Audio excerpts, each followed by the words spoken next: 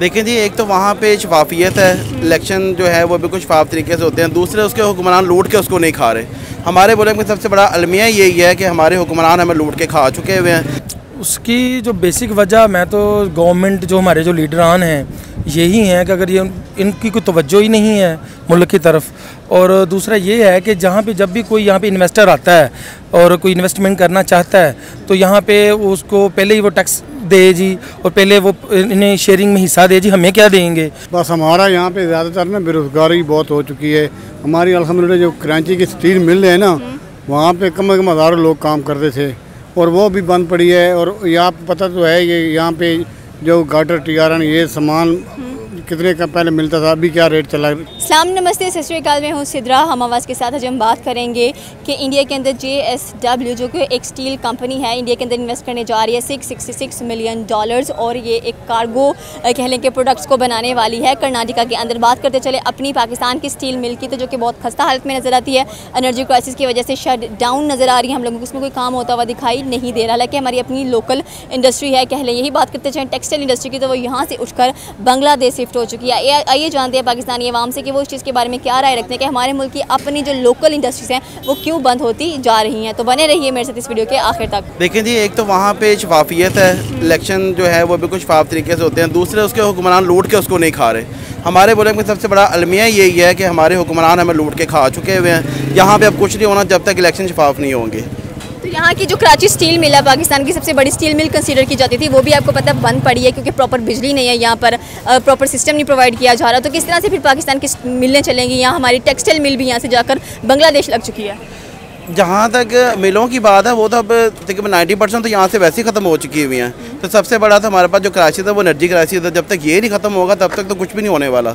Energy crisis तो नज़र आ रहे हैं, बिल तो उससे भी ज़्यादा आ रहे हैं। तो यही तो बात है, सबसे बड़ा मसला यही है कि आम आदमी भी इसमें मार रहा है। इंडस्ट्रियल तो वैसे ही ख़त्म हो चुके हुए हैं। तो जब तक एनर्जी क्राइसिस नहीं ख़त्म होंगे कोई भी मिल यहाँ पे चल ही नहीं सकती। तो फिर हम फ्रीडम ऑफ स्पीच की बात करते हैं तो इंडिया में तो सही जमहूरियत नज़र आ रही है हम लोगों को, उनके लोग खुश नज़र आते हैं। क्योंकि देखें अब ये जो स्टील कार्गो की जो स्टील मिल है ये लगेगी इंडिया के अंदर, तो वहाँ पर कितनी ज़्यादा जॉब अपॉर्चुनिटीज़ मिलने वाली हैं। वहाँ पर तो बेशुमार जॉब अपॉर्चुनिटीज़ हैं। और दूसरा देखें कि हमारे से वो हम इकट्ठे आज़ाद हुए हैं, एक दिन का फ़र्क है। और वो कहाँ चले गए और हम कहाँ के कहाँ खड़े हैं।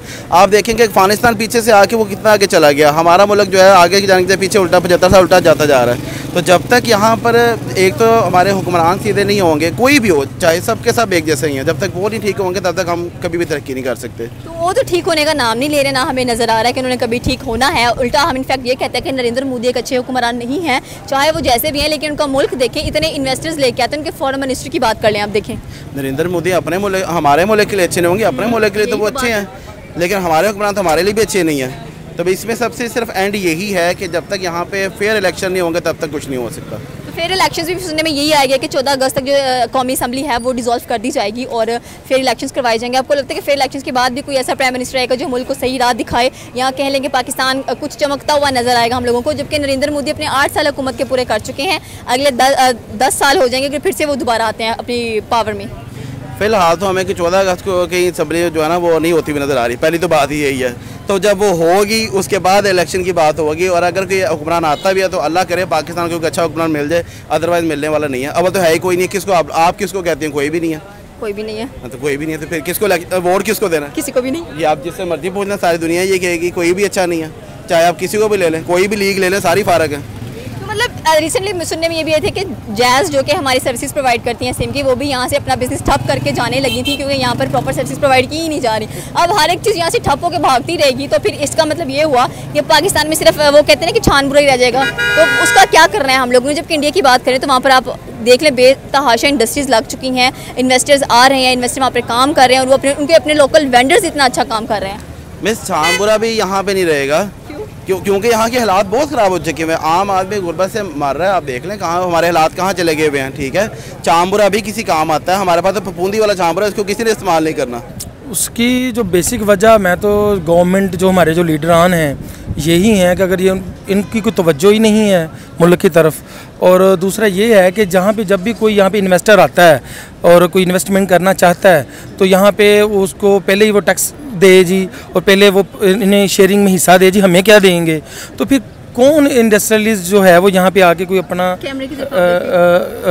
इन्वेस्टमेंट करेगा यहाँ पे आके। मतलब हमारे पास अपनी जो स्टील मिल है उसकी एनर्जी क्राइसिस की वजह से हालत खस्ता चल रही है, टेक्सटाइल की बांग्लादेश शिफ्ट हो चुकी है, लेकिन इंडिया के अंदर दूसरे मुल्कों से इंडस्ट्रीज उठ के लग रही हैं। इंडिया के अंदर क्या ऐसी बात है कि लोग उसको अपनी पहली कहने की ख्वाहिश बनाते हैं कि हमें यहाँ पर आना है, यहाँ पर काम करना है और यहाँ इन लोगों के साथ अच्छे ताल्लुकात बनाने हैं? उसकी से सिंपल यही वजह है कि उनके जो लीडर हैं ना, वो हर चीज़ में अपनी परसेंटेज नहीं निकालते कि जी आपने एक छोटा सा भी यहाँ पे यूनिट लगाना है तो उसमें जी हमें क्या देंगे। वो कहते हैं यार हमारे मुल्क को फ़ायदा हो, हमारा मुल्क ग्रो करेगा, तरक्की करेगा तो ऑटोमेटिक। एक चाय वाले ने देखिए मुल्क को कहाँ से कहाँ लेके चला गया, और यहाँ पर जो कि अज़ली जो बिज़नेसमैन है, जो ख़ानदानी बिज़नेसमैन है, वो मुल्क को डुबो रहे हैं। और एक चाय वाला उसकी देखिए एक चाय वाले की क्या हैसियत होती है, लेकिन एक चाय वाले का विजन देखिए क्या उसकी नेक निश्ती है कि वो ज़िंदगी में वो चाहता है कि मेरा मुल्क कहीं किसी मुकाम पर जाए। और जो भी नया इन्वेस्टर आता है उसको वेलकम करते हैं, उसे सहूलियत देते हैं। यहाँ पर कोई भी बंदा जब इन्वेस्टमेंट करने आता है तो सबसे पहले उसे देते हैं भाई हमें क्या दोगे, हमारा हिस्सा कितना है, ठीक है। वो बाकी उसको कुछ बचे ना बचे, मुल्क बाढ़ में जाए, ठीक है, बस उन्हें अपनी जेब भरने की पड़ी हुई है। तो ये ऐसे इसी हालात की वजह से पिछले 75 सालों के अंदर जो मुल्क है वो डे बाई डे इतना नीचे आ गया है। एक टाइम था कि हमारा जो 1 रुपया था वो इंडियन रुपये से वैल्यू ज़्यादा थी। आज देख लें कि इंडिया का जो है हमारे 3 रुपया इंडिया के 1 रुपया बन रहा है। तो उसकी सिंपल वजह यही है कि अब देखें अभी हम खैर मायूस तो नहीं है, लेकिन अल्लाह इन्हें हदायत दे, अल्लाह इन्हें थोड़ी समझ दे, जो हमारे जो हुक्मरान हैं कि वो अपने बारे में ना सोचें बल्कि अपने मुल्क के बारे में सोचें कि यार यहाँ पे बेरोज़गारी बढ़ गई है। और उसकी सिंपल वजह ये कहने को तो हम ये कहते हैं कि जी इंडिया में गुर्बत सबसे ज़्यादा नज़र आती है, लेकिन जितनी इंडस्ट्रीज़ वहाँ पर लग चुकी हैं, लोगों को जितनी जॉब्स नौकरियाँ मिल चुकी हैं, आपको लगता है कि इंडिया में गुर्बत होगी? है नो डाउट। उसकी वजह ये कि क्योंकि उनकी जो पॉपुलेशन बहुत ज़्यादा है, नो डाउट गुर्बत है उधर। देखिए गुर्बत तो आप अमेरिका में भी चले जाएं तो वहाँ पे भी आपको भिखारी नज़र आएंगे, ठीक है। तो गुर्बत तो रहेगी, लेकिन एक होता है कि वो बंदे जो कुछ करना चाहते हैं, गरीब बंदे की 3 नीड हैं, रोटी कपड़ा और मकान, ठीक है। अगर ये उसे बेसिक मिल रही है तो मैं समझता हूँ कि उनकी जो एजुकेशन का जो है लिटरेसी जो रेट है वो डे बाई डे बढ़ता जा रहा है। हमारा जो है भी, और यहाँ का जो MA पास बच्चा है आप उसको बिठा के पूछ रहे हैं, उसे पता ही कुछ नहीं है। आज वो पिछले दिनों में एक ज़िशान उस्मानी साहब हैं, यूट्यूब पे उनका काफ़ी अच्छी वीडियोज़ वायरल होती हैं, तो वो बता रहे हैं कि जी जो FA BA की जो FA की किताबें हैं उसके अंदर आज भी हमें वो मॉस्क चलाने सिखा रहे हैं जी कि यहाँ पे जी मॉस्क कैसे चलाना है, ये करना है, वो करना है। और ये चीज़ें वहाँ पे पहली क्लास के बच्चे को सिखा रहे हैं, जो यहाँ पे फर्स्ट ईयर सेकंड ईयर के बच्चे को सिखा रहे हैं। तो ये फ़र्क है हमारा उनमें, क्योंकि वो एजुकेशन पे फोकस कर रहे हैं, एजुकेशन को बढ़ा रहे हैं। यहाँ पे हम क्या कर रहे हैं, हम एजुकेशन ले तो रहे हैं लेकिन सिर्फ एक कागज़ी है, वो बस डिग्री है कि जी बस हमें कोई अच्छी जॉब मिल जाए। ये इसलिए नहीं इल्म हासिल कर रहे कि हम काबिल इंसान बने, इसलिए कर रहे हैं बस अच्छी नौकरी मिल जाए। बस हमारा यहाँ पे ज़्यादातर ना बेरोज़गारी बहुत हो चुकी है। हमारी अल्हम्दुलिल्लाह जो कराची की स्टील मिल है ना, वहाँ पे कम से कम हज़ारों लोग काम करते थे और वो भी बंद पड़ी है। और यहाँ पता तो है ये यहाँ पे जो गाटर टीआरएन ये सामान कितने का पहले मिलता था, अभी क्या रेट चला गया है। हम इंडिया से तकरीबन पीछे चले गए हैं, सीधी बात बता रहा हूँ। हमें IMF से कर्जा लेके हम बहुत पीछे चले गए हैं, हम हर बात उनकी मानते हैं। खुदारा अपने आप पे पाकिस्तानी और रहम करो, या अल्लाह हमारे हुक्मरानों को हिदायत दे कि हमारी आवाम के बारे में ज़रूर सोचें, और इंशाल्लाह सोचेंगे भी सही। और इंशाल्लाह मैं तो कहता हूँ हज़रत उमर रज़ियल्लाहु तआला अन्हु का ज़माना था, और हज़रत उमर रज़ियल्लाहु अन्हु फरमाया था कि फुरात के किनारे अगर कुत्ता भूख से मर जाएगा तो पूछ उमर से होगी। और ये हमारे हुक्मरान कहते हैं कि हमने रियासत मदीना बनाना है, ये करना है, वगैरह करना है, तो सबसे पहले हज़रत उमर रज़ियल्लाहु तआला अन्हु की बात पे अमल करोगे तो ये महंगाई हर चीज़ ख़त्म हो जाएगी इंशाअल्लाह। तो फिर जैसे कि आपने कहा कि यहाँ पर स्टील से बनी जितनी भी चीज़ें हैं वो बहुत ही महंगी हुई पड़ी हैं। इंडिया की बात करें, सबसे सस्ती चीज़ें हमें इस वक्त इंडिया से मिल रही हैं, तो इंडिया के साथ तजारत नहीं करनी चाहिए हमें? नहीं। क्यों नहीं करनी चाहिए? नहीं, वो हमें देख नहीं सकता, हम भी उसे नहीं देख सकते। सीधी बात है, हमारा वो दुश्मन है। 65 की जंग आपको याद तो नहीं होगी ना, आपकी तो एज भी कम से कम 22 होगी या 20 होगी तकरीबन, तो मुझे भी नहीं याद। मैं भी 75 की मेरी भी तकरीबन पैदाइश है, तो 71 में क्या हुआ था वो हमें नहीं देख सकते। अभी वो आप खेल को ले लें, वो कहते हैं कि हमने पाकिस्तान नहीं आके खेलना, तो हमारे वज़ीर ख़ारजा बिलावल ज़रदारी साहब कह रहे हैं कि जाना चाहिए। खेल जो है ना वो सियासत का हिस्सा नहीं होना चाहिए।